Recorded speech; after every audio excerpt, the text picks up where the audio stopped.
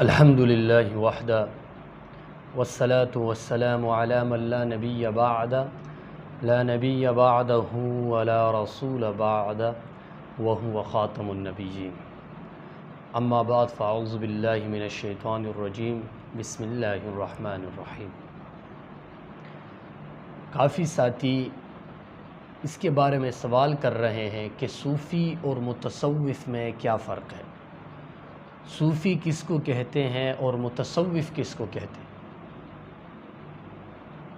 یہ صوفی، یہ لفظ اصل میں صوفی بروزن فعلا ہے اور مصافات سے ماخوذ ہے۔ مصافات کا مطلب ہے صاف والا، یعنی ایسا بندہ جس کو اللہ تبارک و تعالی نے پاک کر دیا۔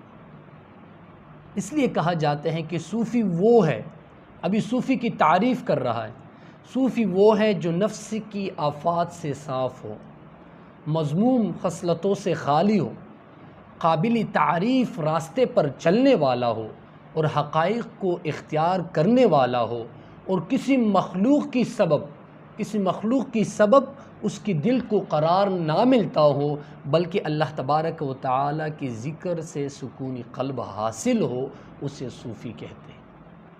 یہ صوفی کی تعریف ہو گیا۔ آگے متصوف کس کو کہتے ہیں؟ متصوف وہ ہے، اس شخص کو کہتے ہیں جو وصل کے راستے پر چل پڑا اور صوفی بننے کے لیے مشقت اٹھائے اور محنت کے باعث صوفی کی درجے تک پہنچ جائے۔ پس جو شخص مشقت برداشت کرتا ہے، صوفیہ کا لباس پہنتا ہے اور اسے اختیار کرتا ہے، اسے متصوف کہتا ہے۔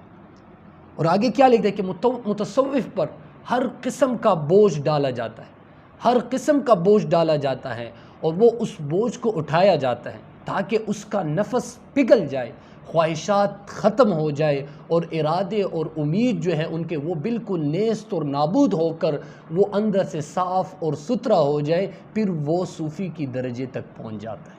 جب آپ متصوف پر یہ چیزیں ڈالیں گے، ان کا نفس بھی پگھل جائے گا، ان کے ارادے اور امید اور خواہشات جو ہیں وہ نیست اور نابود ہو کر اندر سے صاف ہو جائے، پھر وہ صوفی کی درجے تک پہنچ جائے گا۔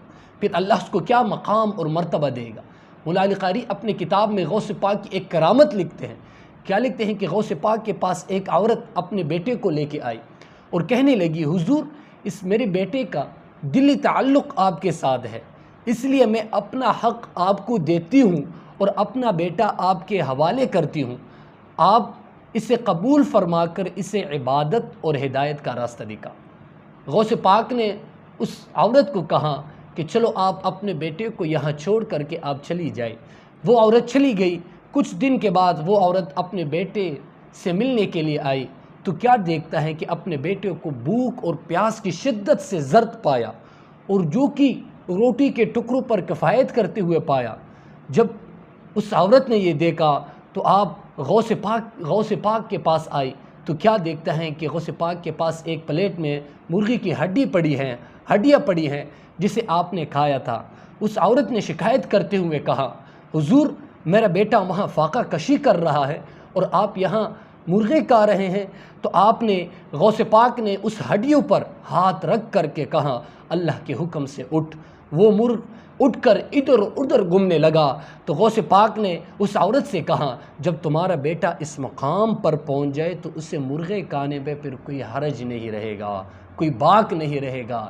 اس لیے اللہ تبارک و تعالی صوفی کو یہ مقام اور مرتبہ پھر دیتا ہے کہ جب وہ مرغی کی ہڈیوں پر بھی ہاتھ رکھ کر کے کہیں کہ اٹھ جا، پھر وہ مرغیاں بھی اپنی ہڈیوں پر اندر آ کر ہڈیوں سے اٹھ جاتے ہیں۔